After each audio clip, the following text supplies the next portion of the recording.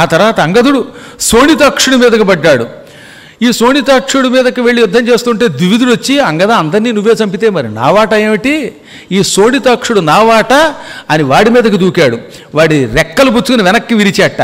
వాడు తప్పించుకుని ద్వివిధుడిని ఇలా ఒక పల్టీ వేయించాడు.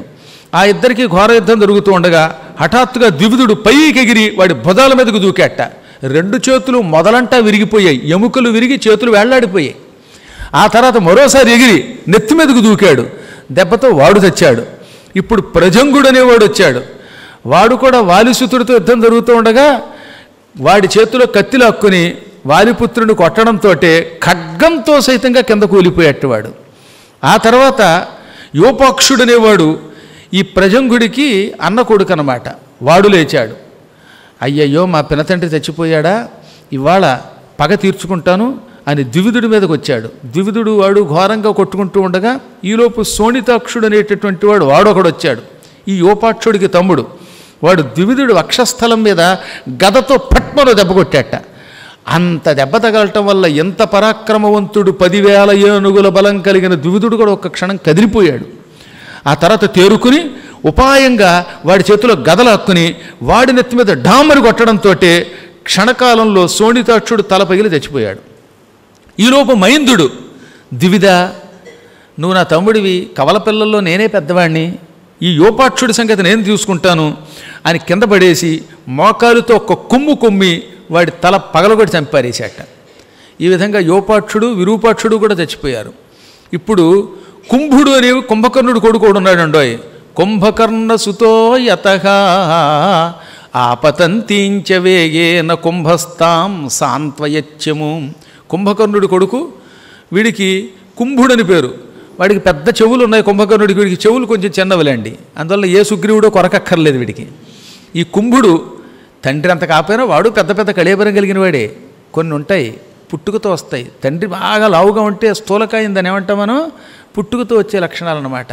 ఇంగ్లీష్ వాళ్ళు అంటారే అదే జెనెటిక్ ప్రాబ్లం అని అంటూ ఉంటారే, ఆ జీన్స్ వీడికి వచ్చి పడ్డాయి. అందువల్ల వీడు కూడా కొంచెం పెద్ద పొట్ట కలిగిన వాడే. వాడి పొట్ట మీద 60 బాణాలు కొట్టేట ఆ సమయంలో. ఎవరు? లక్ష్మణ మహానుభావుడు.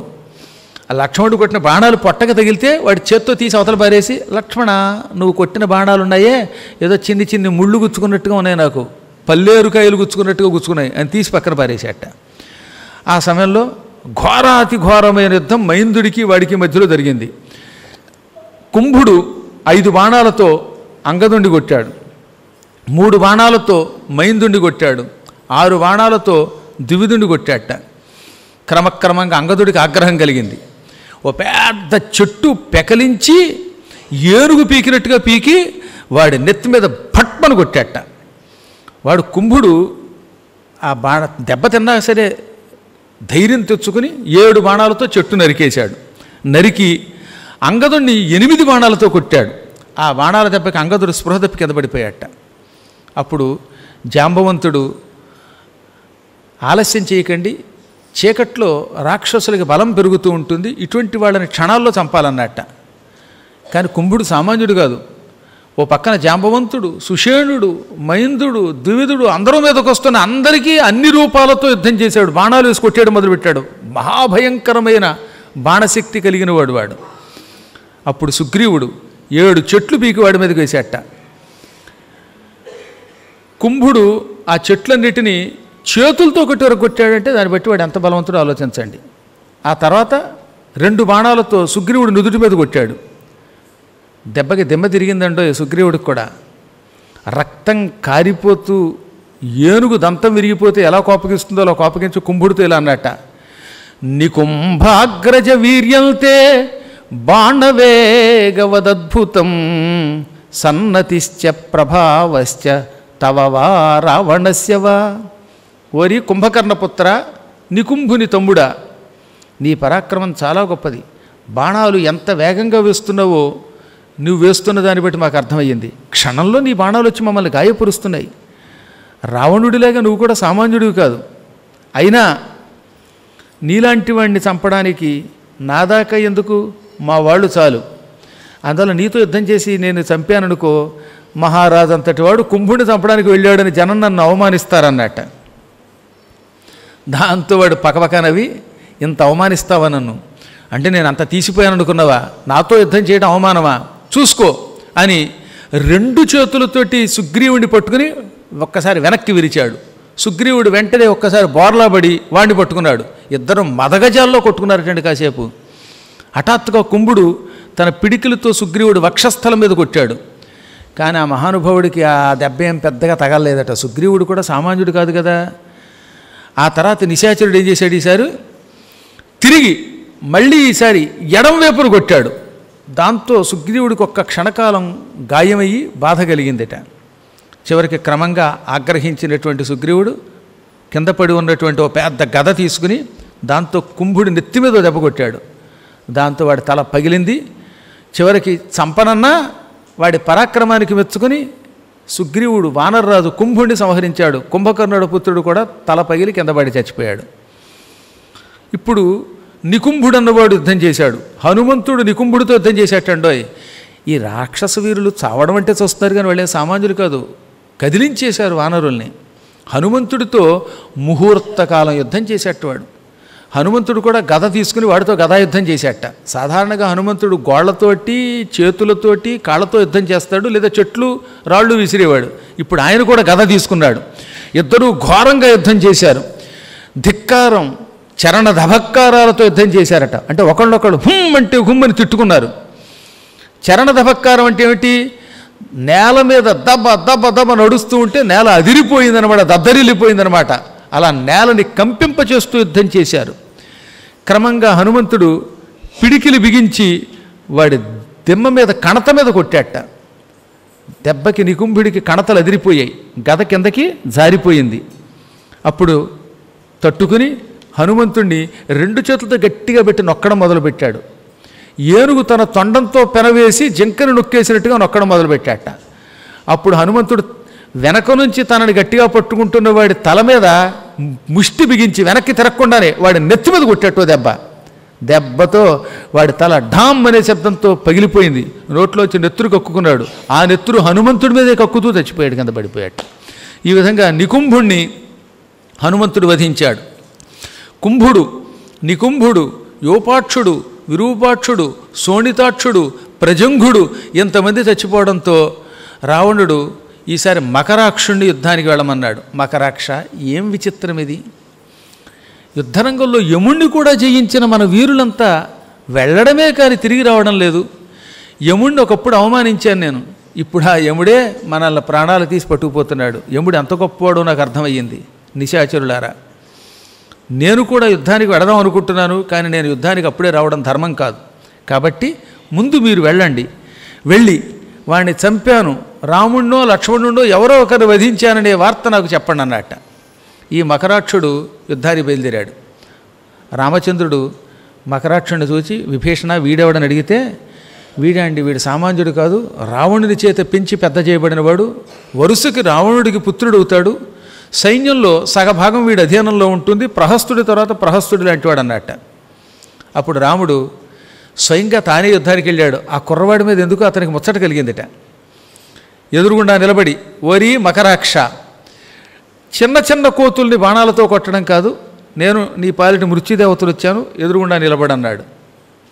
వాడు రాముడిని చూసేటండోయ్, ఈతడేనా రావణుణ్ణి లంకానగరాన్ని గజగజలాడిస్తున్నవాడు అనుకుని పళ్ళు పటపట కొరికి ఇలా అన్నాడు, తిష్ఠ రామ మయా సార్ధం ద్వంద్వయుద్ధం దదామితే త్యాజయిష్యామితే ప్రాణాన్ ధనుర్ముక్తై శతై శరై.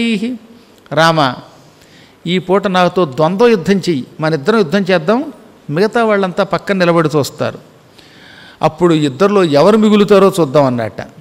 అప్పుడు ఆయన నవ్వి, ఒరే, నువ్వు రావణుడికి వరుసగా పుత్రుడు అవుతావుట కదా, నీ గురించి విన్నాను, మహావీరుడు అట, ఆత్మస్థుతి చేసుకున్నవాడు మహావీరుడు కాడు, నా బాణాలు తట్టుకుని నిలబడు అన్నాడు. దాంతో వాడు రాముడి మీద ఆగ్నేయాస్త్రం వేశాడు. రాముడు వారుణాస్త్రంతో దాన్ని ధ్వంసం చేశాడు. వాడు మాయావి, ఆకాశంలోకి వెళ్ళిపోయి కనబడకుండా పైనుంచి బాణాలు వేయడం మొదలుపెట్టాట. రాముడు వాడి మీద అదృశ్యాస్త్రం వేశాడు. దానితోటి ఆ అదృశ్యంగా ఉన్నవాడు దృశ్యుడైపోయాట, ఎదురుగుండా కనబడ్డాట వాడు. ఇంతవరకు నా మాయని ఛేదించి నన్ను యుద్ధరంగంలో అందరికీ కనబడేలా చేసినవాడు ఒక్కడూ లేడు. ఇవాళ నీ బాణం దెబ్బకి నా మాయే పటాపంచలైపోయింది అని పళ్ళు పటపట కొరుకుతూవాడు. సోలంజగ్రాహ పాణిన, పెద్ద సోలం తీసుకున్నాడు, గిర్రును తిప్పుతూ రాముడి మీదకి విసిరాట. ఆకాశంలో నుంచి రాముడి మీదకి వాడు సోలం వేశాడు. ఆ సోలం వస్తూనే ఉంది, కానీ మధ్యలోనే నరికి పారేశాడు. బాణయిస్తు త్రిభిర్ ఆకాశే సోలంచిచ్ఛేద రాఘవ. ఆకాశంలోనే ఇంకా కిందకి దిగేలోపే వాడి చేతిలో ఉన్న సోలం బయటకు వచ్చేలోపే 3 ముక్కల కింద 3 బాణాలతో కొట్టేశాడు రాముడు.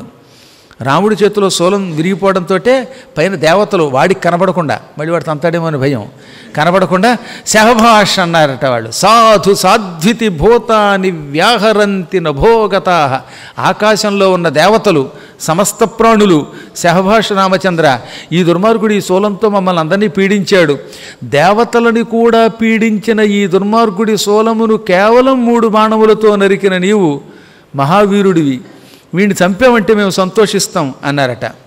వీడు అటు ఇటు చూసేటండోయ్, ఎవర్రా నన్ను తిట్టుకుంటూ రాముణ్ణి పొగుడుతున్నారని. కానీ దేవతలు వీడికి కనపడలేదు. అయినా వీళ్ళకి పోయే కాలం రావడం వల్ల వీళ్ళ మాయాశక్తులు కూడా అంతరించాయి చాలా వరకు. అందుకే ఇంత పూర్వం తమ మాయతో దేవతలకు కూడా కనపడకుండా వాళ్ళని ఏడిపించిన వీళ్ళు ఇప్పుడు అందరికీ కనపడడం మొదలెట్టారు. ఇంతలో రామచంద్రుడు, దేవతలారా మీరు చింతించకండి అని ఆగ్నేయాస్త్రాన్ని ఎక్కుపెట్టాడు. పావకాస్త్రము లేక ఆగ్నేయాస్త్రం అంటారు దాన్ని కళ్ళకద్దుకుని మంత్రించి విడిచిపెట్టగానే అస్త్రం మహావేగంగా వచ్చి వాడి గుండెని చీల్చి వాడి శరీరాన్ని తగలబెట్టేసింది. నిమేష మాత్రంలో మకరాక్షుడు చచ్చిపోయాడు. మకరాక్షుడు కాస్త విరూపాక్షుడి సన్నిధికి వెళ్ళిపోయాడు. రావణాసుడికి మతిపోయింది, ఇదేమిటిది అని చింతాక్రాంతుడైపోయాట. కింగ్ కార్యమితి చింతయన్, ఇప్పుడు నా కర్తవ్యం ఏమిటనుకున్నట్ట. అప్పుడు ఇంద్రజిత్తు వచ్చాడు. ఇంద్రజిత్తును చూడగానే మళ్ళీ పోయిన ప్రాణం తిరిగి వచ్చినట్టయింది. నాయనా ఇంద్రజిత్తు, ఇక ఇప్పుడు నువ్వే మాకు రక్షకుడివి. నాగపాశాలతో బంధించావు నీవు, అయినా రామలక్ష్మణులు బయటకు వచ్చారు. ఆకాశంలో అదృశ్యంగా ఉండి శరవర్షం కురిపించావు. ఆ శరములు తట్టుకుని కూడా వాళ్ళు ఎలా బతికారో తెలియటం లేదు. ఏం మాయ వాళ్ళని రక్షిస్తుందో తెలియటం లేదు. దేవతలంతా మనకి తెలియకుండా అదృశ్య రూపంలో ఉండి వాళ్ళని రక్షిస్తున్నారేమో అనిపిస్తున్నది. అయినా నాకు నమ్మకం నీ మీద. జహివీర మహావీర్యవు భ్రాతరవు రామలక్ష్మణవు అదృశ్యో దృశ్యమానో వా సర్వథాత్వం బలాత్. నాయన, నువ్వు అదృశ్యంగా ఉంటావో లేక కనపడతావో, కనబడకుండా ఉంటావో యుద్ధరంగంలోకి వెళ్ళు, రామలక్ష్మణుని చంపు. ఇంద్రుణ్ణి నీ మాయతో కనబడకుండా బంధించిన వాడివి నువ్వు, అందుకే నీకు ఇంద్రజిత్ అని పేరు. అటువంటి నీవు, జితేంద్రుడవైన నీవు ఈ మానవుల్ని చంపడం పెద్ద లెక్క కాదు. వెళ్ళమనగానే వెంటనే మహావేగంగా బయలుదేరాడు ఆయన. వీడు ఎప్పుడు యుద్ధానికి వెళ్ళినా నల్ల మేకని చంపి బలిస్తాడని ఇంతో పూర్వం కూడా చెప్పాను కదా. అక్కడ ఓ హోమవేదిక ఉంది, దాని చుట్టూత కత్తులు ఈటెలు పెడతారు, ఓ పక్కన రెల్లుగడ్డి పెడతారు. ఆ రెల్లుగడ్డి మీదే కూర్చుంటాడు వాడు ఆసనంగా. దాని మీద కూర్చొని నల్లని ఇనుముతో తయారు చేయబడిన సృక్కు స్రువలతో యజ్ఞం చేస్తాట. స్రువ కూడా ఇనుమేది పూర్తిగా అన్నమాట. లోహితానిచ వాసాంసి స్రువం కార్ష్ణాయసంతథ అన్నారు. నల్లని ఇనుప స్రువం తీసుకున్నాడు. దానితో పాటు పక్కన ఒక నల్ల మేకను కూడా పెట్టుకున్నాడు. దాని మెడ ఎడం చేత్తో పట్టుకుని కత్తితో ఒక్క దెబ్బకి నరికేసేట. అసలు పట్టుకోవడంతో అది చచ్చినంత పని అవుతుంది దానికి. దుర్మార్గుడు వాడు సామాన్యుడా. ఛాగస్య కృష్ణవర్ణస్య గళంజగ్రాహ జీవత. గట్టిగా మెడబట్టి దాన్ని బలిచ్చాడు. అగ్నిలో వేశాడు ఆ మాంసాన్ని. అగ్నిలో నుంచి భయంకరమైన ఒక రథం బయటకు వచ్చింది. ఆ రథం ఆకాశంలో అదృశ్య రూపంలో ఎగురుతూ ఉంటుంది. దానికి ఇంద్రజిత్తు ధ్వజస్తంభాన్ని కూడా కట్టాడు. అందులో ఒక ధనుస్సు, బాణాలు, దానితో పాటు ఖడ్గం ఇవన్నీ ఉన్నాయి. ఈ అభిచార హోమాలని చేసి, అంటే క్షుద్రహోమం చేసి అందులోంచి రథాలు అవి సంపాదించి బ్రహ్మాస్త్రాన్ని కూడా మళ్ళీ ఇంకోసారి కళ్ళకద్దుకొని అందులో పెట్టుకున్నాడు. రాక్షస వీరులారా, ఇప్పుడు నేను బలిచ్చాను గనక ఎవరికీ కనపడను, అదృశ్య రూపంలో ఉంటాను. నేను ఇక్కడ అదృశ్యమై యుద్ధరంగంలో కనపడతాను. మీరు నా వెంటే నేను కనబడకపోయినా నేను అక్కడికి వెడుతున్నానని కనిపెట్టి యుద్ధరంగంలోకి రండి అని రాక్షసులకి చెప్పి, రాక్షసులు చూస్తూ ఉండగానే అంతర్ధానమైపోయాడు, యుద్ధరంగంలో ప్రత్యక్షమయ్యాడు. ఇక ఈ రాక్షసులు కూడా సంతోషపడిపోయారట. మా వాడు ఎవడికి కనపడకుండానే చీల్చి చెండాడతాడు ఎవడినైనా. ఇతడు మళ్ళీ క్షుద్రహోమం అభిచారహోమం చేశాడు. ఆ అభిచారహోమం వల్ల వచ్చిన రథం ఎక్కాడు. అస్త్రాలు అతని దగ్గర ఉన్నాయి అనుకుని వీళ్ళంతా తమ తమ ఆయుధాలు వాహనాలు తీసుకుని యుద్ధరంగానికి అడుగుపెట్టారు. ఈ పూట రామలక్ష్మణుల్ని చంపి తీరుతాను, జయం పిత్రే ప్రదాస్యామి, నా తండ్రి గారికి జయాన్ని ప్రసాదిస్తాను అని యుద్ధరంగంలోకి అడుగుపెట్టాట ఇంద్రజిత్తు. వాడి రూపం ఎవరికీ కనపడదు. ఆకాశమంతా వాడి మాయ వల్ల నల్లని మేఘములు ఆవరించేశాయి. ఘనాంధకారే తిమిరే శరవర్షమివాద్భుతం సవవర్ష మహాబాహు నారాచ శరవృష్టిభి. ఆకాశమంతా కటిక చీకటి ఏర్పడినట్టుగా నల్లని మేఘాలు వచ్చేసాయి. ఆ మేఘాల్లోంచి ఏదో వర్షం కురిసినట్టుగా బాణవర్షం కురవడం మొదలుపెట్టింది. రాముడి శరీరం అంతా బాణాలు కొట్టాడు, లక్ష్మణుడి మీద కొట్టాడు, సుగ్రీవుణ్ణి కొట్టాడు. అతిరథుడు మహావీరుడైన ఇంద్రజిత్తు కనిపించిన వాడిని కనిపించినట్టు కొట్టడం మొదలుపెట్టాడు. ఈ దశరథ కుమారులు కూడా వాడు ఎక్కడ కనపడితే అక్కడ బాణం వేయడం మొదలెట్టారట. ఇక్కడ కనపడతాడు, అంతలోనే దక్షిణం వైపుకి ఎడతాడు. మళ్ళీ దక్షిణం వైపుకు వీళ్ళు బాణాలు వేసేలోపు ఈ బాణాలు అక్కడికి వెళ్ళేలోపు నైరుతిలోకి వెళ్ళిపోతాడు. నిజానికి నైరుతము అనే శబ్దంలో రాక్షసుడు అని అర్థం. అందుకే నైరుత వీర అంటూ ఉంటారు ఇందులో. అదే నిర్రుతి అని ఒక రాక్షసుడు ఉన్నాడు. అతడి పేరు మీదుగా ఈ దిక్కుకి నైరుతి అని పేరు వచ్చిందనమాట. ఇటు దక్షిణమునకు పడమరకి మధ్యలో ఉన్నటువంటి కోణములో నిర్రుతి అని పేరు కలిగిన ఒక రాక్షసుడు అధిపతిగా ఉండి పరిపాలిస్తున్నాడు. అతని పేరు మీదుగా నిర్రుతి పేరు మీదుగా నైరుతి దిక్కు అని పేరు వచ్చింది. ఇతని వంశస్థులంతా రాక్షసులే గనక నైరుతులు అంటారనమాట. రాక్షసులు అని అర్థం అనమాట నైరుత అనే శబ్దం మనకు. అతడు రాక్షసుడైన మహానుభావుడు. పూర్వం పెంగళుడు అని అతని పేరు. చాలా గొప్పవాడు. కాశీకి వెడుతున్న వాళ్ళకి అన్నదానం చేసి వాళ్ళని రక్షించి చచ్చిపోవటం వల్ల రాక్షసుడై పుట్టినా ఆ మహానుభావుడు దిక్పాలకుడయ్యాడండి. కాశీ మహిమంత గొప్పది. కాశీకి సేవ చేస్తే కాశీ కాశీ అనుకుంటే ఎవడైనా దిక్పాలకుడు అవ్వచ్చు, ఎవడైనా గొప్పవాడవచ్చు, ముక్తిని కూడా పొందొచ్చు అనమాట. అందువల్ల వాడు క్షణంలో ఈ దిక్కు నుంచి ఆ దిక్కుకి, ఆ దిక్కు నుంచి ఈ దిక్కుకి వెళ్ళిపోతున్నట్ట. అప్పుడు లక్ష్మణుడి కోపం వచ్చేసింది. అన్నయ్య, మనం ఉపేక్షిస్తూ ఉంటే వీడు చీటికి మాటికి మనల్ని పీడిస్తున్నాడు. ఎప్పటికప్పుడు వాడి చేతులు మనం దెబ్బలు తినడమేనా? మనం వాడిని చంపొద్దా? నువ్వు అంటే చాలు, ఈ క్షణమే వీడిని చంపుతాను. బ్రాహ్మమస్త్రం ప్రయోక్ష్యామి వదార్థం సర్వరక్షసాం. బ్రహ్మాస్త్రాన్ని ఇప్పుడే సంధిస్తాను. నా అస్త్రం ఎవరినైనా చంపగలదు. సకల రాక్షస జాతి దగ్ధమైపోగాక అని సంకల్పించి బ్రహ్మాస్త్రం వేసి చంపేనా అన్నట్ట. వెంటనే రాముడు వచ్చి తమ్ముడిని ప్రేమగానే విరి, వద్దు నాయన, ఇలా చంపాలనుకుంటే నేనే చంపేవాడిని ఎప్పుడో రావణుణ్ణి. మన బ్రహ్మాస్త్రం వాళ్ళ బ్రహ్మాస్త్రం లాంటిది కాదు. వాళ్ళ బ్రహ్మాస్త్రం చంపడానికి వీనికి వాళ్ళని పడగొడుతుంది లేదా బంధిస్తుంది. కానీ నీలాంటి తపశ్శక్తిపరుడు, ఇంద్రియ నిగ్రహం కలిగిన వాడు బ్రహ్మాస్త్రం వేస్తే మొత్తం రాక్షసులంతా నశించిపోతారు. ఒక దుర్మార్గుడు ఎవడో తప్పు చేశాడని లంకానగరంలో ఉన్న వాళ్ళందరినీ చంపుతామా?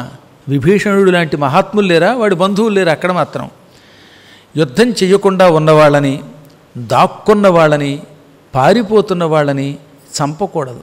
అది నీకు తెలియదా? అది రాముడి ధర్మం అన్నమాట. ఆయన ఏమంటున్నాడు?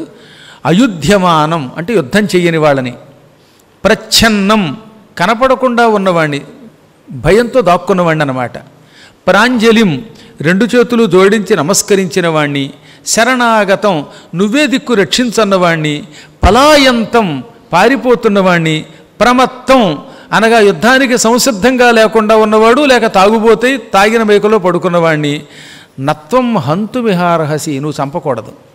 నువ్వు మామూలు బాణాలతో చంపు, ఒక్క ఇంద్రజిత్తునే చంపే బాణాలు ప్రయోగించు. ఏమైనా ఈ పూట వాడు నీ చేతిలోనో నా చేతిలోనో చావడం ఖాయం అన్నట్ట. అమ్మో, రాముడు లక్ష్మణుడిని ప్రోత్సాహపరుస్తున్నాడు. లక్ష్మణుడి దగ్గర కొన్ని దివ్యశక్తులు ఉన్నాయి, ఈ ఇద్దరూ కలిసి నన్ను చంపుతారేమో అని అనుమానం వచ్చిందండి ఇంద్రజిత్తుకి. అప్పుడు వాడికి బ్రహ్మగారు ఇచ్చిన మాట గుర్తొచ్చింది. యుద్ధంలో ఎవరినైనా చంపాలనుకున్నప్పుడు నికుంభిలా యాగం అని ఒక యాగం చెయ్యి. ఆ యాగం చేసేవా, ఆ యాగం పూర్తయిందా 24 గంటల సేపు ఇక నీకు తిరుగుండదు. అప్పుడు నువ్వు వేసే బాణాలకి ఎంత గొప్ప శత్రువైనా నాశనం అయిపోతాడు.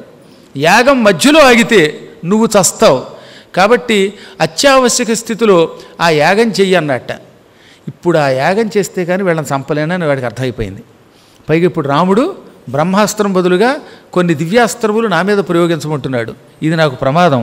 ఇప్పుడు వీళ్ళని ఎలాగైనా సరే కొంతసేపు దుఃఖితుల్ని చెయ్యాలి, నా కేసి వీళ్ళు రాకుండా చెయ్యాలి, వీళ్ళ మనస్సులను వ్యామోహపరచాలనుకున్నట్ట. అప్పుడు వాడికి ఒక చావు తెలివితేటలు వచ్చేయండి. దిక్కుమాలిన ఆలోచన వచ్చింది. వెంటనే ఏం చేశాడు, యుద్ధరంగంలో మాయమైపోయి తన మహామాయాశక్తితో ఒక సీతను సృష్టించాడు. అచ్చం సీత వలె ఉన్నది, అది మాయాసీత. ఆ మాయాసీతని తన రథంలో ఎక్కించుకుని మళ్ళీ యుద్ధరంగంలో ప్రత్యక్షమయ్యాడు. ఇంద్రజిత్తు రథే స్థాప్య సీతాం మాయామయీం తతః బలేన మహతావృత్య తస్యావధమరోచయత్.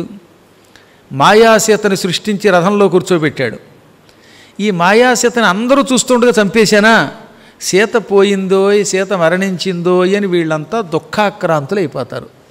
వీళ్ళు ఏడుస్తున్న సమయంలో నేను యజ్ఞం చేసేస్తాను, శక్తులు పొందుతాను, వీళ్ళని చంపేస్తాను అని భావించి అలా యుద్ధరంగంలో కనపడ్డట. హనుమంతుడు చూశాడండోయ్. హనుమంతుడు ఇంద్రజిత్తు రథంలో కూర్చుని ఉన్న సీతను చూశాడు. పాపం ఆవిడ ఒక్కే జడ ధరించి ఉన్నది, ఒళ్ళంతా మట్టి కొట్టుకొనిపోయి ఉన్నది. చాలాసార్లు వాల్మీకి ఇదే శ్లోకం యథాతథంగా రాశాడు. యాకవేణీ ధరాం దీనాం ఉపవాసకృశాననాం తాం దీనాం మలదిగ్ధాంగీం రథస్థాం దృశ్యమైథిలీం. ఒక్కే జడ వేసుకుని దీనంగా రామ రామ అంటూ ఏడుస్తున్న సీతను చూచాడు. ఆవిడ ఒళ్ళంతా మట్టి కొట్టుకుపోయి ఉంది, బట్టలు కూడా పాడై ఉన్నాయి, కరుణతో ఏడుస్తుంది, జాలిగా ఏడుస్తుంది అన్నమాట, రక్షించండి అని. అది చూడగానే హనుమంతుడి కంగారు వచ్చేసింది, దుఃఖం వచ్చేసింది. ఆ సాధ్వియే అనుకున్నట్టు హనుమంతుడు కూడా కాసేపు ఒట్లో పడిపోయాడండి. ఘోర దుర్మార్గుడా, అశోకవనంలో చెట్టు కింద కూర్చుని ఉన్న అమ్మని ఇందులోకి తీసుకొచ్చావా అనుకుని, ఎవరక్కడ, ఈ పోటీ దుర్మార్గుడిని చితక్కొట్టో సంహరించో సీతని రక్షించి రాముడికి ఇద్దాం అంటూ ఉండేలోపే ఇంద్రజిత్తు ఒరే ముందుకు వచ్చారంటే ప్రమాదం అని సీత జుట్టు పుచ్చుకుని కత్తి దూసేట వరలో నుంచి. కృత్వా వికోశం నిస్త్రింశం అంటే కోశములో నుంచి బయటికి తీశాడు. నిస్త్రింశం పదునైన కత్తి అన్నమాట, భయంకరమైన కత్తి బయటికి దూశాడు. సీత జుట్టులా పట్టుకున్నాడు. వద్దు వద్దు సీతనేమి చేయొద్దంటున్నాడు హనుమంతుడు. వానరులు కూడా కంగారు పడుతున్నారు, రాళ్ళు విసురుతున్నారు, అయినా పట్టించుకోలేదట. అప్పుడు హనుమంతుడు, మూర్ఖుడా, బ్రహ్మవంశంలో పుట్టావు కదరా, తపస్సు చేసిన వాడివి కదరా, స్త్రీని చంపడం ఎంత పాపమో నీకు తెలియదా, పరమ పవిత్రురాలిని అగ్నిస్వరూపిణి అయిన సీతను ఎలా పట్టుకున్నావురా కఠినాత్ముడా, అందుకే మీరంతా కుళ్ళి చేస్తారు, ఈమెను విడిచిపెట్టు, రామచంద్రుడి భార్యకి అపచారం చేస్తే నువ్వు బ్రతకవు, స్త్రీఘాతికి నరకం వస్తుంది అన్నట్ట. లోకాహ లోకవధ్యేషు కుస్తిసాహ, లోకంలో స్త్రీని చంపిన వాడికంటే పాపాత్ముడు మరొకడు లేడు, అది మహాపాపం అని ఎన్ని చెబుతున్నా వినిపించుకోకుండా, దుర్మార్గుడా, మా లంకానగరానికి వచ్చి తగలబెట్టలేదా నువ్వు, అప్పుడు మా ఆడవాళ్ళు చావలేదా, నువ్వు సుగ్రీవుడు ఈ రాముడు లక్ష్మణుడు ఈ సీత కోసమే వచ్చారు, ఈ సీత వల్లే మా లంకానగరం అంతా పాడైపోతోంది, దీనివల్లే మా విభీషణుడు మాకు దూరం అయ్యాడు, కాబట్టి ఈమెను చంపితే మాకున్న కసి తీరుతుంది, మా పేడంతా పోతుంది. పేడా కరాణామ మిత్రాణం యత్స్యాత్ కర్తవ్యమేవ తత్. ఎవరైనా సరే చంపకూడని వాళ్ళని కూడా ఎప్పుడు చంపాలి, వాళ్ళ వల్ల మనకి పేడ కలిగితే. ఈ సీత వల్ల మా అందరికీ బాధ కలుగుతోంది కనుక ఈమె వధారుహురాలు కాకపోయినా చంపేస్తాను అని అచ్చం యజ్ఞోపవేతం వేసుకున్నట్టుగా ఉన్న ఆవిడ కొంగు మీద పమిటి మీద కత్తితో ఒక్క దెబ్బ బలంగా కొట్టాడు. సరిగ్గా ఈ ఎడంభుజం ఇటు తెగిపోయింది, కుడి ప్రాంతం అలా తెగి కింద పడిపోయింది, నేల మీద పడి ముక్కలైపోయింది, 2 ముక్కలుగా చీలిపోయిందిట. చూచావా హనుమా, ఈ రాముడి భార్యని కసితీరా చంపేశాను, నా కోపాన్ని తీర్చుకున్నాను, ఈమె చచ్చిపోయింది గనక మీరు కష్టపడి లంకానగరానికి వచ్చిన మీ కార్యక్రమం అంతా వ్యర్థమైపోయింది వచ్చి అని అరిచి పెద్ద వికటాట్టహాసం చేశాడు. భూమి ఆకాశాలు దద్దరిల్లిపోయేలా అరిచాడు. అరిచి అదృశ్యమైపోయాడు. ఇంద్రజిత్ ఇంత అరుపరవగానే వానరులంతా హడిలి పారిపోయారట. ఎందుకని, సీత చచ్చిపోయింది, ఇంకెందుకు మనం బ్రతకడం అని అటు ఇటు చల్లా చెదరైపోతున్నారు. అప్పుడు హనుమంతుడు, వానరులారా, భగ్నోత్సాహం పొందడం కాదు, ఈ కనిపించిన దుర్మార్గులందరినీ చితక్కొట్టేయండి, ఈ ఇంద్రజిత్తు అదిగో నాకు ఎదురుగుండా కనపడుతున్నాడు, అదృశ్యమైన ఈ పూట నేను రామనామ జప స్వభావంతో రాముణ్ణి జపించిన దివ్యశక్తితో ప్రభావంతో చూస్తున్నాను అని పెద్ద రాయి తీసుకుని ఇంద్రజిత్తు రథం మీదకి విసిరాడు. ఇంద్రజిత్తు సారథి కనిపించే ఆ రాయిని చూశాడండోయ్. ఇంద్రజిత్తు సాధారణంగా మన రథం ఆకాశంలో ఉంటే ఎవరికీ కనబడదే, హఠాత్తుగా ఈ హనుమంతుడు ఎలా చూశాడో, అతను ఏ ప్రభావంతో మనల్ని చూశాడో, పెద్ద రాయి మనకేసి వేశాడు. ఆ రాయి వచ్చిందా మనం తుక్కైపోతాం, నీ ఆజ్ఞతో దీన్ని పక్కకి తప్పిస్తున్నాను అని రథాన్ని పక్కకి తెప్పేట. క్షణంలో ఆ రథానికి గండం తప్పింది. రథం ఢామ్మని కిందకి దింపేశాడు వెంటనే సారథి పైనుంచి కిందకి. ఇంకక్కడి నుంచి ఇంద్రజిత్తు మీద రాక్షసులు బాగా కరుణ కలిగిన వాళ్ళు కనుక రాజుగారికి రక్షణ కలిగించాలనే కోరికతో రాక్షసులంతా వానరుల మీద పడ్డారు. వానరులు ఇంద్రజిత్తుని దెబ్బతీయటానికి రాళ్ళు విసిరారు, కత్తులు విసిరారు, చెట్లు విసిరారు. యుద్ధం తీవ్రంగా జరుగుతోంది. ఇంతలో ఇంద్రజిత్తు వీళ్ళంతా ప్రస్తుతం యుద్ధం చేస్తున్నారు, కానీ పూర్వం ఉన్నంత ఉత్సాహం లేదని కనిపెట్టి క్రమంగా వాళ్ళకి కనిపించకుండా పక్కకి రథాన్ని మళ్ళించేట. రాక్షసులారా, ఈ వానరుల సంగతి మీరు చూసుకోండి, నేను మాత్రం భయంకరమైన నికుంభిలా యాగం చేయడానికి పోతున్నానని తప్పుకున్నాడు. వాడు వెళ్ళిపోతున్నా, రాక్షసులు మీద పడుతున్నా హనుమంతుడికి నిరుత్సాహం వచ్చేసింది. ఎందుకంటే సీత లేదనే ఒక బాధ ఆయన మనస్సుని అంతకంతకీ పీడించింది. అందుకే వానర వీరులారా, ఇంక ఏమిటి యుద్ధం మనకి, ఇప్పుడు ప్రస్తుతం మనం రాముడి దగ్గరికి ఎడదాం. నాకు కూడా యుద్ధం చేయాలనే కోరిక నశించింది. ఏ సీత కోసం మనం ఇన్ని కష్టాలు పడింత దూరం వచ్చామో ఆ సీత మన కళ్ళ ముందే తెగి కిందపడి చచ్చిపోయింది. శవం చూద్దామంటే కనీసం శవం కూడా యుద్ధరంగంలో మాయమైపోయింది. కాబట్టి ఈ సమయంలో మనం రాముడికి ఈ విషయం చెప్పకుండా యుద్ధం చేయడం కూడా తెలివి తక్కువతనమే. వెంటనే మనం రాముడి దగ్గరికి వెడదామని బయలుదేరాడు. రాముడి దగ్గరికి ఆయన బయలుదేరితే ఇంద్రజిత్తు నికుంభిలా యాగం ఉన్న ప్రాంతానికి వెళ్ళిపోయాడు. ఆ యాగం చేయడానికి అక్కడికి పోయాట. వాడు అనుకున్న పని నెరవేరింది. వానరులంతా దుఃఖాక్రాంతులయ్యారు. వాడు యజ్ఞగుండం దగ్గరికి పోయాడు. జాంబవంతుడి దగ్గరికి హనుమంతుడు ఏడుపు మొహంతో వస్తూ ఉంటే వానరులంతా అమ్మా సీత, అమ్మా సీత అని అరుస్తూ ఉంటే ఈ అరుపులన్నీ విన్న రాముడు జాంబవంతుడితో అన్నాడు, ఏమిటి మన వానరులంతా ఏడుస్తున్నట్టున్నారు, హనుమంతుడున్న వైపు నుంచి హాహాకారాలు వినపడుతున్నాయి, వానరులు కకావికలైపోతున్నారు ఏమిటి అనే లోపే హనుమంతుడు అక్కడికి వచ్చేశాడు. వచ్చేసి రామచంద్ర ప్రభు, చెప్పడానికి నోరు రావటం లేదు, అయినా చెబుతున్నాను, సీతని ఇంద్రజిత్తు సంహరించాడన్నట్ట. తదహం భవతో వృత్తం విజ్ఞాపయితుమాగతః. రావణుడు కత్తితో సీతని రెండుగా నరకడం కళ్ళారా చూశాను, ఆ వృత్తాంతం చెప్పడానికి ఇక్కడికి వచ్చాను అని కన్నీళ్లు పెట్టుకోగానే రాముడు ఒక్క క్షణకాలం నరకబడిన చెట్టు కింద పడిపోయినట్టుగా కింద పడిపోయాడు. లక్ష్మణుడిని కౌగిలించుకున్నాడు. లక్ష్మణ, చూసావా, ఏ స్త్రీ కోసం ఇంత కలవరిస్తున్నానో ఆమె మరణించిందనగానే లక్ష్మణుడు కూడా కొంచెం కోపగించాడండోయ్. ఒక్క క్షణం కోపం వచ్చినప్పుడు కొన్ని విచిత్రమైన మాటలు వస్తాయి. ఆ మాటల్ని కోపంతో అన్నారు కనుక పట్టించుకోవద్దని వాల్మీకే చెప్పాడు. ఆ మాట లక్ష్మణుడే అన్నాడు. అన్నా, ధర్మం ధర్మం ధర్మం అంటావు, ధర్మాన్ని ఆచరించిన మనకి కష్టాలు, అధర్మపరుడైన రావణుడికి సుఖాలు కలుగుతున్నాయి. ధర్మం వల్లే సుఖాలు వచ్చేపడమైతే మనకెందుకు సుఖం రావడం లేదు. కాబట్టి పాపాత్ములకు కూడా సుఖాలు కలుగుతాయన్నమాట.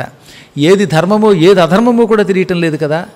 నిత్యం ధర్మాచరణ చెయ్యండో అని పౌరాణికులు పద్మాకర్ గారు లాంటి వాళ్ళు గొంతు చుంచుకుని చెబుతూనే ఉంటారు. అలాంటిది ధర్మాత్ముడివైన నీకు రాజ్యం పోయింది, భార్య పోయింది, ఏనాడు ధర్మం ఆచరించని పరమధర్మార్కుడు రావణుడు సుఖాలు పొందుతున్నాడు అని ఇంత చెప్పి ఏమంటున్నాడు తెలుసా? అన్నయ్య, ఈ మాటలు బాధతో అన్న మాటలు పట్టించుకోకన్నాడండి. అసలు నాకు కొసమెరుపు అన్నమాట. నేను కేవలం తాత్కాలిక దుఃఖంతో అన్నాను కాబట్టి కర్మణా వ్యపనేష్యామి. ఒక్కొక్కప్పుడు మనిషికి ఎదురుగుండా ఆపదలు వచ్చినప్పుడు ఆపదల వల్ల నోటికొచ్చిన మాటలు వస్తాయి, అప్పుడు ఆ మాటలు పట్టించుకోకూడదు, ఇవి పట్టించుకోకు అన్నాడు. అంటే దీన్ని బట్టి మనం కూడా ఒక్కోసారి ఎంత గొప్పవాళ్ళమైనా బాధపడినప్పుడు కష్టాలు వచ్చినప్పుడు ధర్మాన్ని దేవతల్ని తిడతాం. రోజు భగవంతుని ప్రార్థించామండి, 40 రోజులు దేవుడి చుట్టూ 108 ప్రదక్షిణలు చేస్తే ఏదో కోరిక తీరుతాయి అనుకున్నవాడికి 30 రోజులు తిరిగాక ఓ రోజు ఏదో కర్మగాలి దెబ్బ తగిలింది కాలికి. అప్పుడు ఎందుకు మీ నవగ్రహాల చుట్టూ 40 రోజులు తిరుగుదాం అనుకున్నాను, 30వ రోజు కాలికి దెబ్బ తగిలింది, అసలు మీరు ఉన్నారా అంటాడు. అప్పుడు అది తాత్కాలికోద్రేకం. అందుకే భక్తులు ఉన్నావా అసలున్నావా అని పాడతారు. అప్పుడు కానీ దేవుడు రాడు. ఇది నానా కష్టాలు పడినాయి, పూజించినంత వరకు కనపడ్డావు. చూడండి, భక్త తుకారం ఉన్నావా అసలు నువ్వు లేవు అన్నాడు మండిపోయి. అప్పుడు ఉన్నా అన్నాడు ఆయన. అప్పుడప్పుడు ఒక్కోసారి భక్తులకి బాధ కలిగినప్పుడు తిడతారు. అలా తిట్టినంత మాత్రం చేత భగవంతుడి మీద ద్వేషం కాదు, కష్టాలు అలా అనిపిస్తాయట. అది పట్టించుకోవద్దు అంటున్నాడు లక్ష్మణుడు కూడా. అలాగే మీరు కూడా భక్తులు కూడా అంతే. అప్పుడప్పుడు కొంచెం కోపం వచ్చినప్పుడు, ఏమయ్యా నీకు ఇంత ప్రదక్షిణ చేశాను, ఏది నాకు ఉద్యోగం అని శివుడిని అడగచ్చు.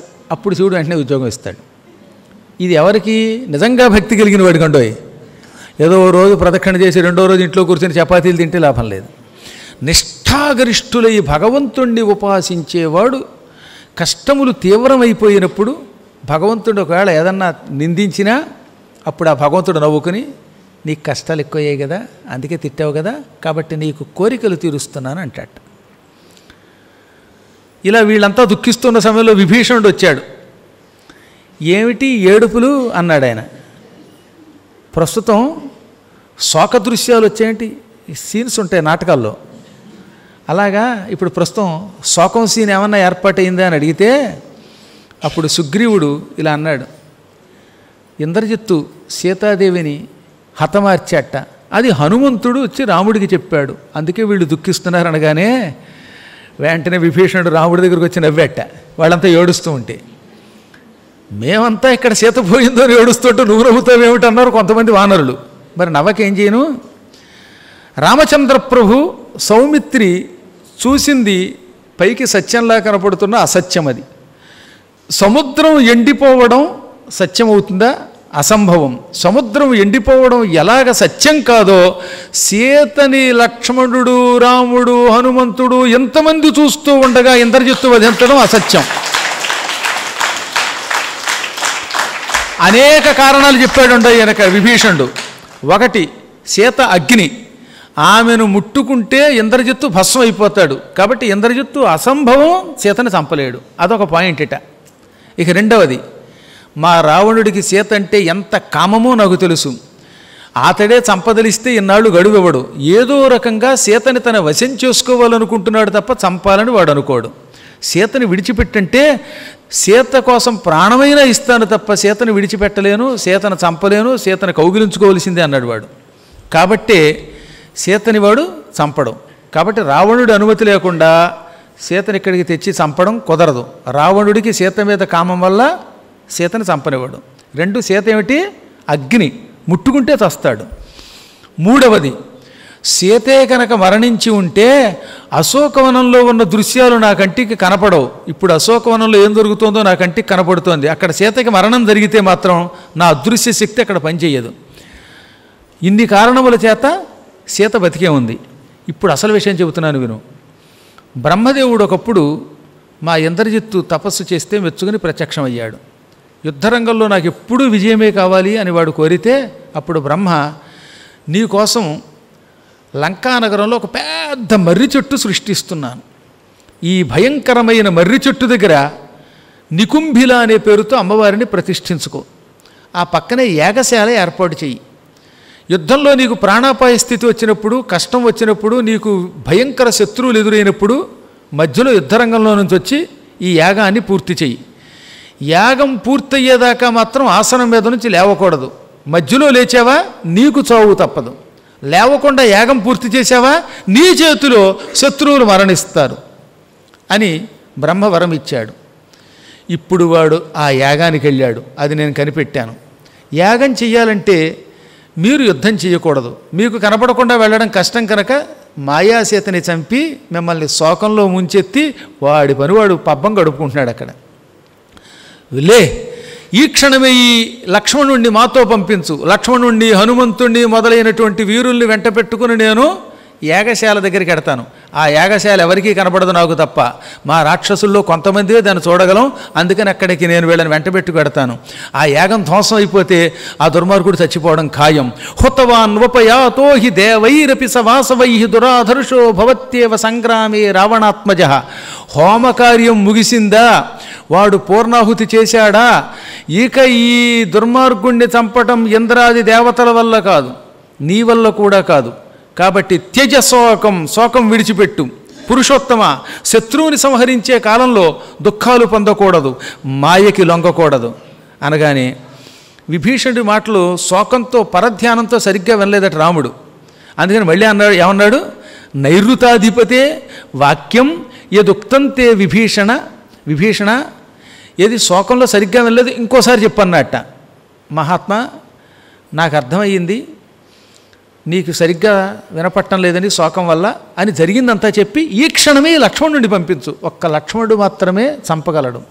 భార్యకి దూరంగా ఉండి కఠోర బ్రహ్మచర్య దీక్షతో ఉన్న ఈ మహానుభావుడి చేతిలోనే ఆ దుర్మార్గుడికి మృత్యు ఉన్నది అన్నట్ట.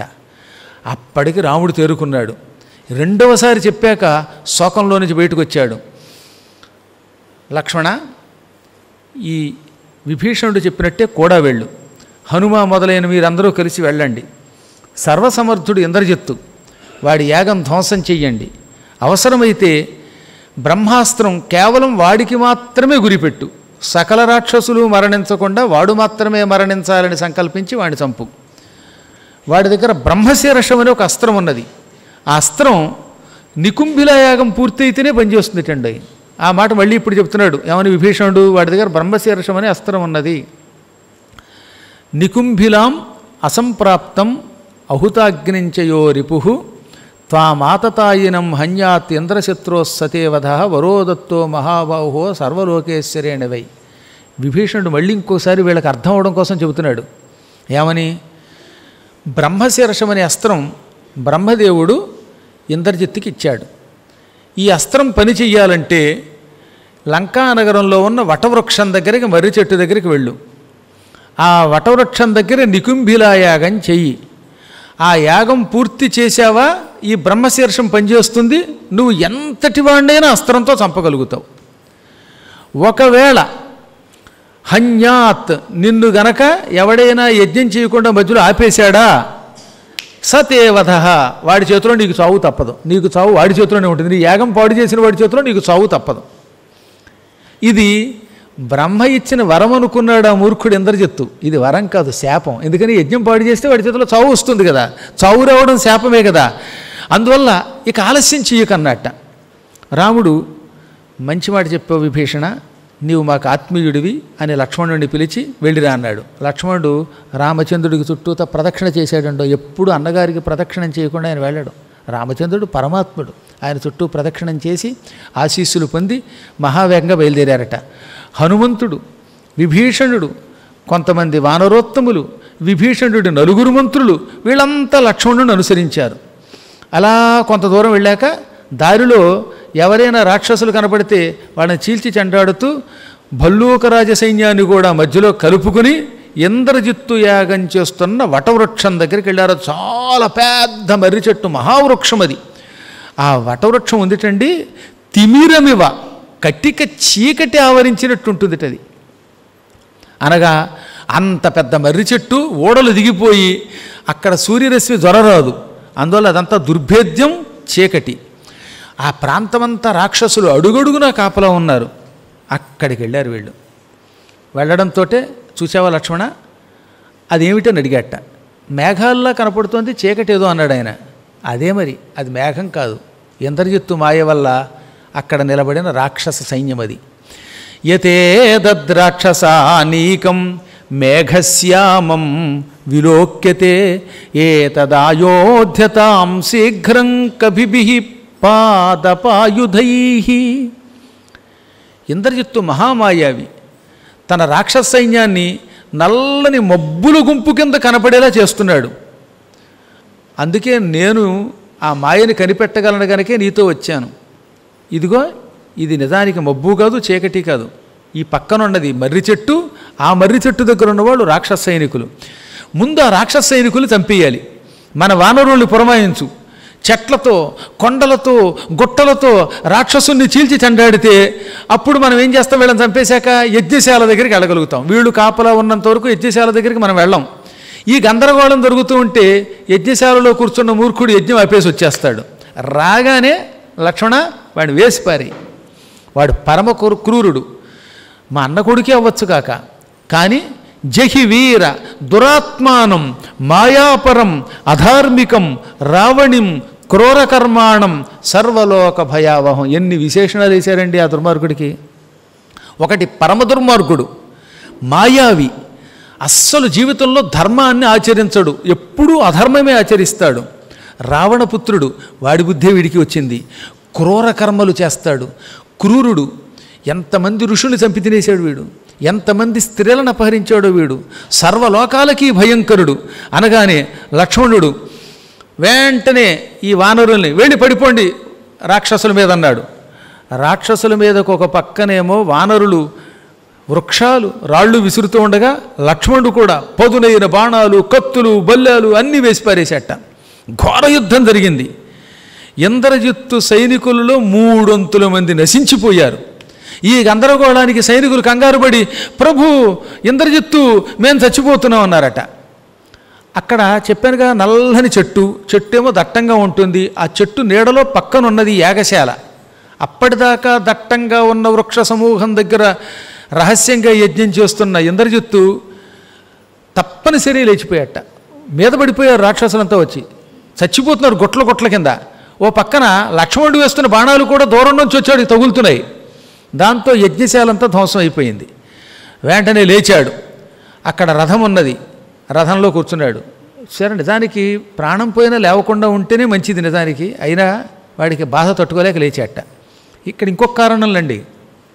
ఓ పక్కన రాక్షసులు చావడమే కాదు, వానరులు ఏం చేశారంటే యజ్ఞానికి కావలసిన సురుక్కు సురవలు విరగొట్టేశారు. యజ్ఞంలో పోయడానికి వాడు తెచ్చుకున్న నెత్తురుతో యజ్ఞం అది. పైగా ఆ నెత్తురు నెయ్యి అన్నీ పాడు చేశారు, కుండలు పగలగొట్టేశారు. కొంతమంది అయితే వానరులు వచ్చి అందులో మలమూత్రాలు కూడా విసర్జించేశారు నెయ్యికి బదులుగా. ఎందుకంటే అది క్షుద్రయాగం, అది ఆగాలి, ఆగకపోతే ప్రమాదం కదా. మరికొంతమంది అందులో నీళ్లు పోశారు, మరికొంతమంది చుట్టుపక్కల ఉన్న దర్భలు విరిచేశారు, రెల్లు పువ్వులు తీసి పారవేశారు, సామగ్రి ధ్వంసం చేస్తారు. పెద్ద యాగగుండం అది. అదే మనకి మళ్ళీ చిన్న చెత్తగా యాగగుండం కాదు, ఏకంగా అదో పట్టణంలో ఉందట యజ్ఞగుండమే. అంత యజ్ఞగుండంలో వాడు అంత యాగం చేస్తుంటే దాని చుట్టూ ఉన్న సామగ్రిని ధ్వంసం చేసేసి అందులో రాక్షసుల్ని విసురుతూ ఉంటే తట్టుకోలేక లేచిపోయాడు. లేచి రథం ఎక్కాడు. సారథి రథం పోనీ అన్నట్ట. అప్పుడు సారథి, యజ్ఞం మధ్యలో లేచాం కదా అంటే, మనలాంటి వాళ్ళకి యజ్ఞం ఏమిటి, యజ్ఞం మధ్య ఏంటి, ఈ పూట ఆ దుర్మార్గుడిని చంపుతాను అన్నట్ట. ఈలోపు హనుమంతుడు అక్కడున్న రాక్షసుల్ని సంహరించి పెద్ద చెట్టోటి పుచ్చుకుని ఎదురుగుండా నిలబడ్డాడు. ఓయి వాయుపుత్ర, చిన్న చితక క్షుద్రులైనటువంటి బలము లేనటువంటి రాక్షసుల్ని చంపుతున్నావు నువ్వు.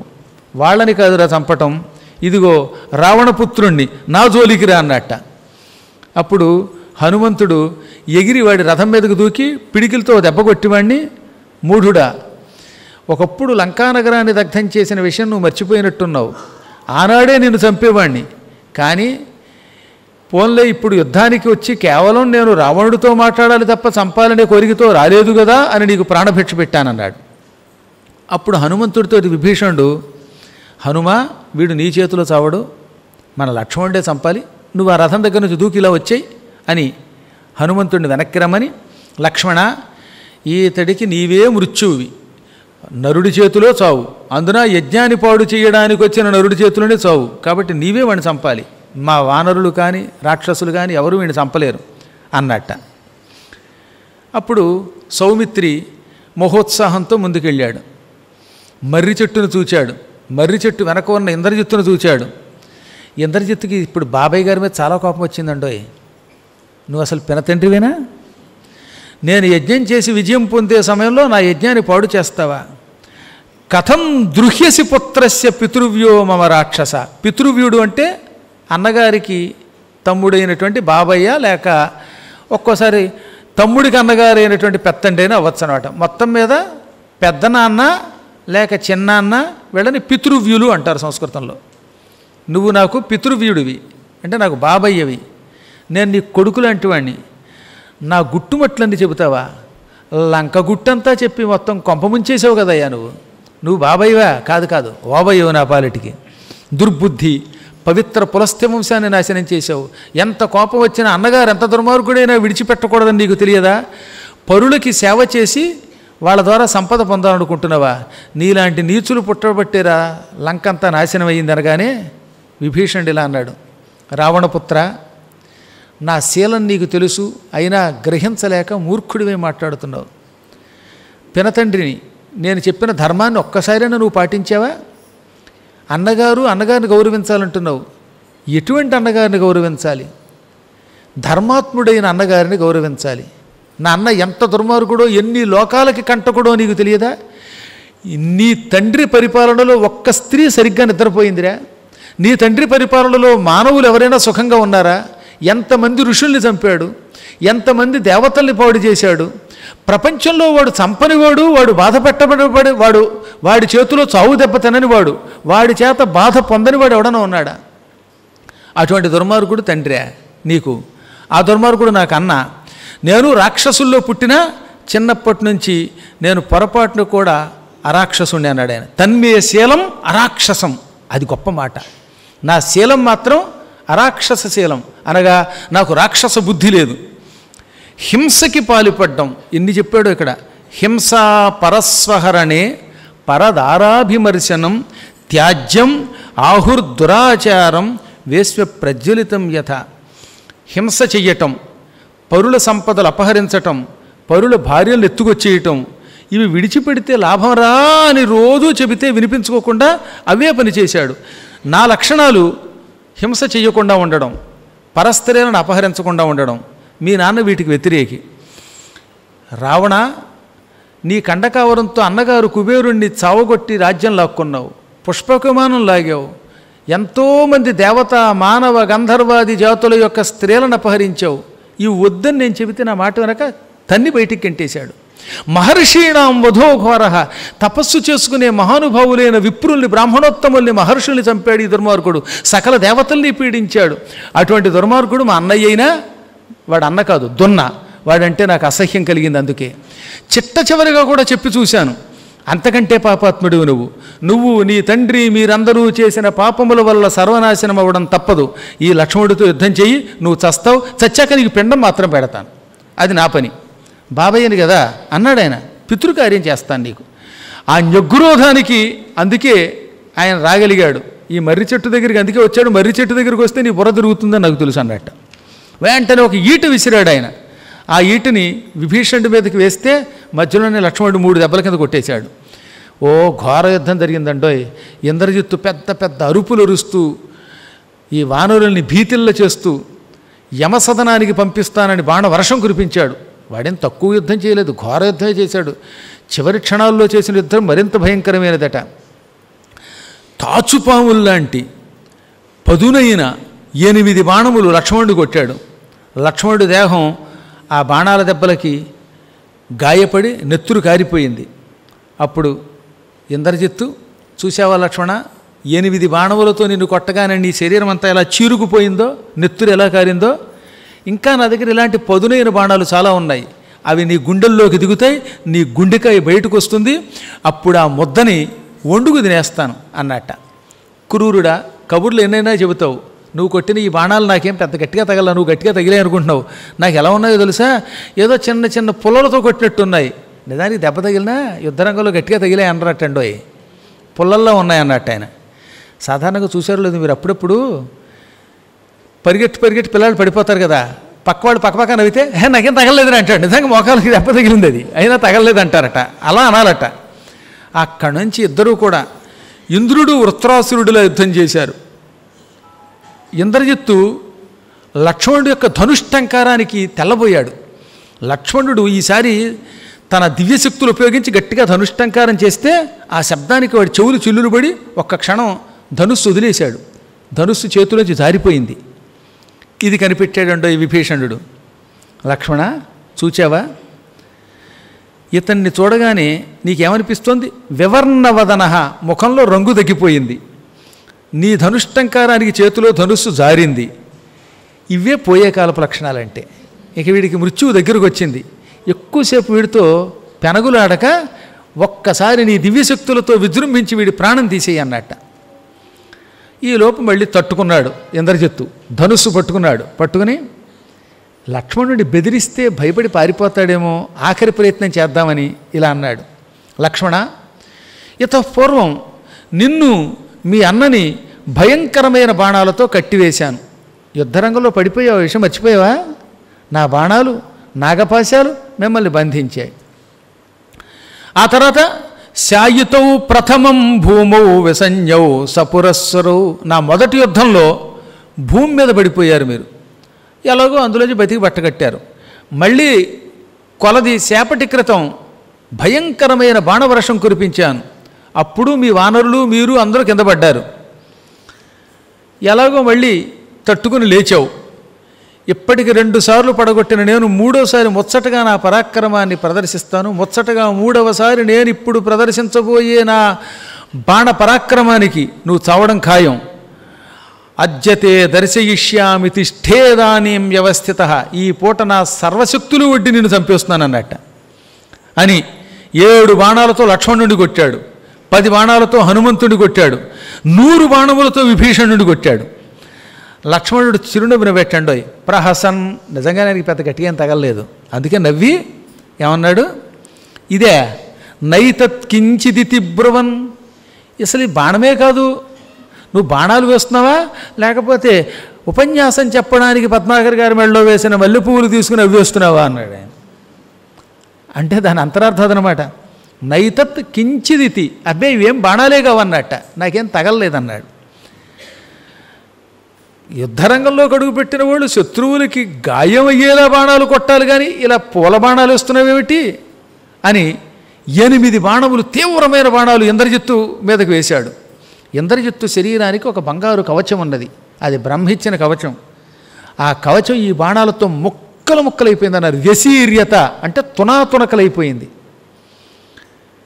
చల్లా చెదరైపోయి కింద పడిపోయింది. అది ఇంతవరకు వాడు ధరించిన కవచం ఇన్ని వేల సంవత్సరాలలో ఒక్కడు కూడా ముట్టుకోలేకపోయాడు. ఇంద్రుడు కూడా ఆ కవచాన్ని ఛేదించలేకపోయాడు. ఇప్పుడు కేవలం ఒక మానవేంద్రుడు లక్ష్మణేంద్రుడు చితకొడి పారేశాడు, ముక్కలు చేశాడు. అందుకే ఇంద్రజిత్తుడు ఒక్క క్షణకాలం అలా ఉండిపోయట, అనుమానంగా చూసేట. ఏమిటి నా కవచం తెగిపోయిందా అంటే నా ప్రాణం పోయినట్టే, ఒక మానవుడు నా కవచం తెగ్గొట్టమా అనుకున్నాడు. అయినా మళ్ళీ ధైర్యం తెచ్చుకున్నాడు.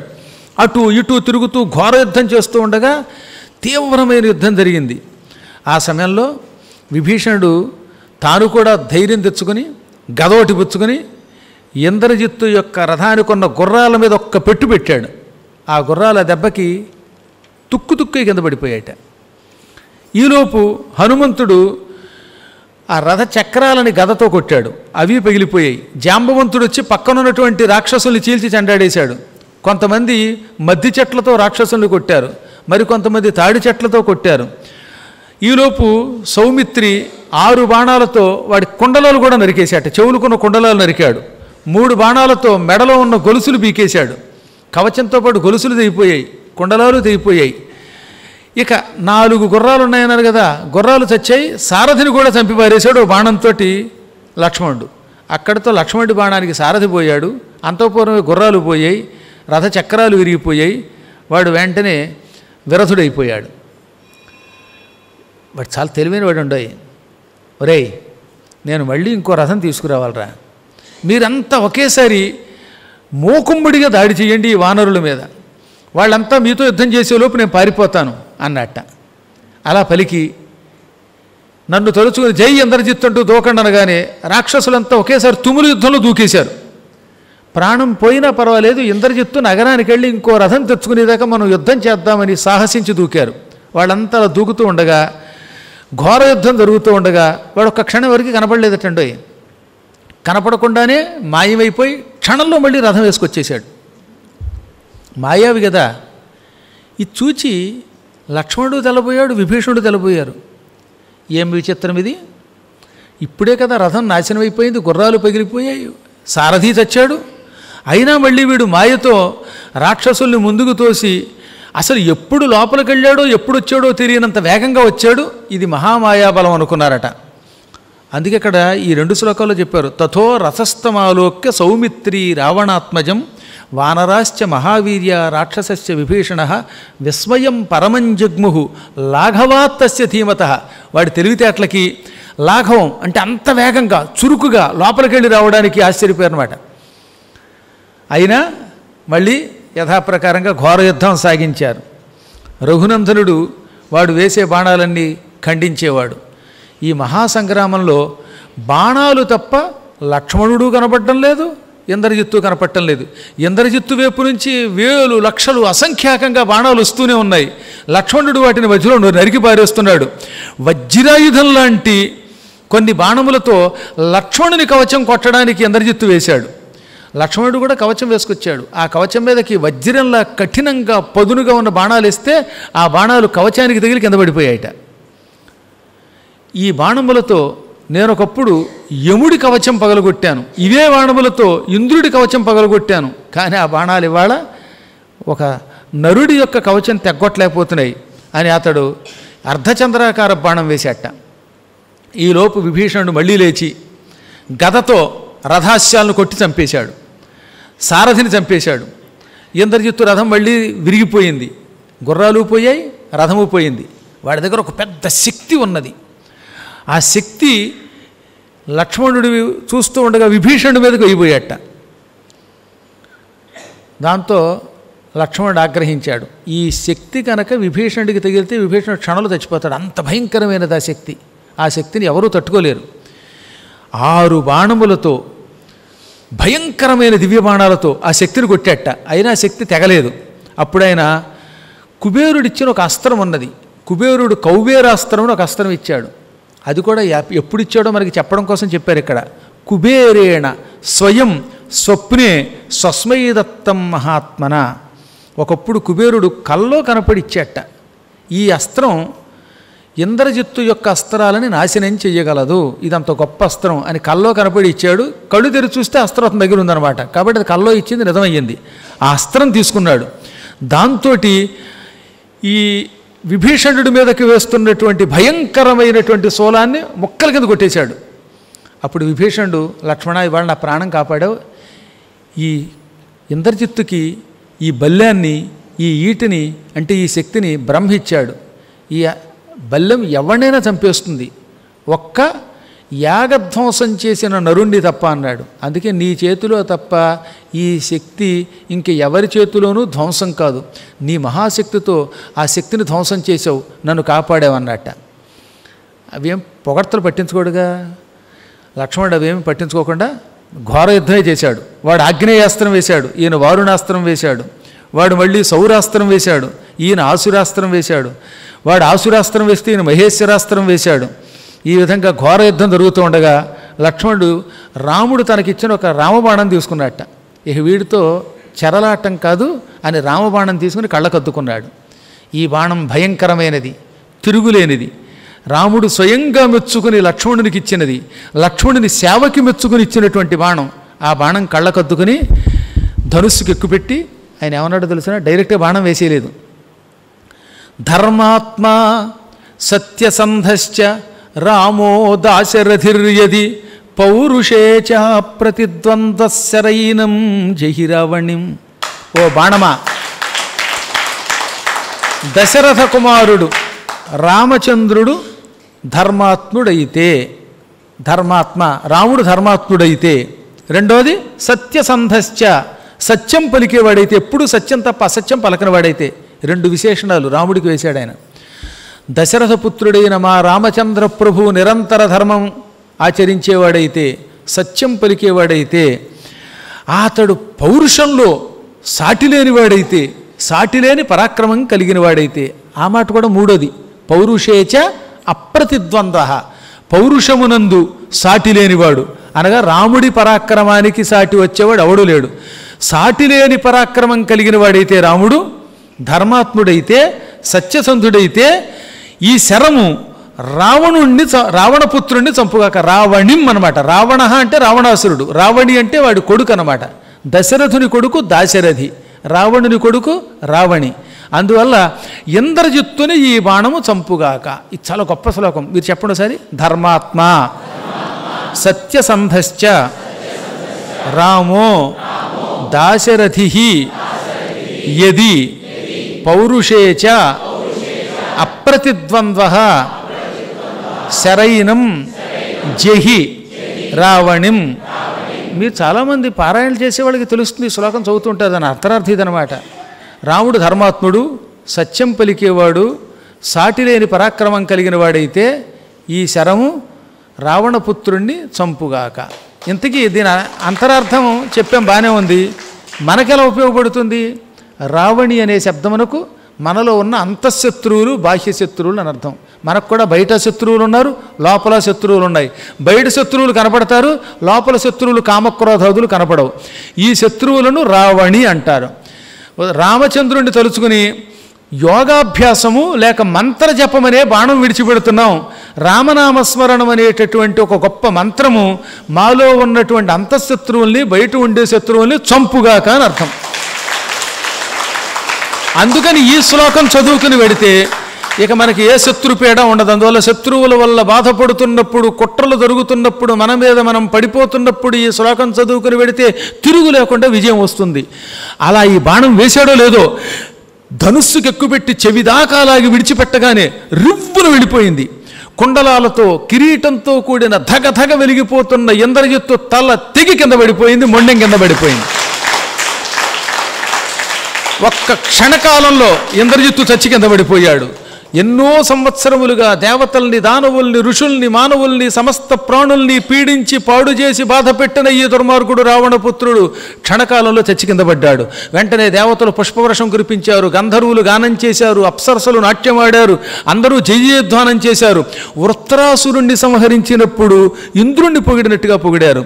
ఇంద్రజిత్తు అలా పడిపోవడంతో మొత్తం అక్కడున్న చీకటంతా తొలగిపోయింది. చెట్టు తనంతా తానే పడిపోయింది. యజ్ఞగుండము ధ్వంసం అయిపోయింది.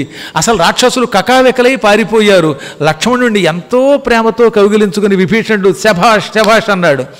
విభీషణుడు, హనుమంతుడు లక్ష్మణుడిని వెంట పెట్టుకుని నిమిషంలో రామచంద్రుడి దగ్గరికి వచ్చారు. రాముడు ఆయన ఒళ్ళంతా కౌగిలించుకుని, నా తండ్రి, నా తండ్రి, బంగారు తండ్రి, అంత భయంకరుణ్ణి చంపావే, ఇంతకంటే విజయం ఏమున్నది? రావణాసుడు కూడా చచ్చినట్టే లెక్క. ఆ కొడుకు మీదే వాడి ప్రాణం అంతా పెట్టుకున్నాడు. ఇంద్రజిత్ అనేవాడు ఒకడు చచ్చిన తర్వాత ఇక మనకి రావణ యుద్ధం లేనట్టే లెక్క అన్నట్టు ఆయన ఏకంగా. ఇక మనకి యుద్ధం ముగిసినట్టే అని ప్రశంసించాడు. ఈ విధంగా అతి భయంకరుడైన ఇంద్రజిత్తు యొక్క వధా కార్యక్రమం విన్నారు. ఇందాకనే చెప్పిన శ్లోకాన్ని విడిచిపెట్టకుండా మీరు కూడా చదువుకోండి, మీకు ఎన్నో లాభాలు వస్తాయి.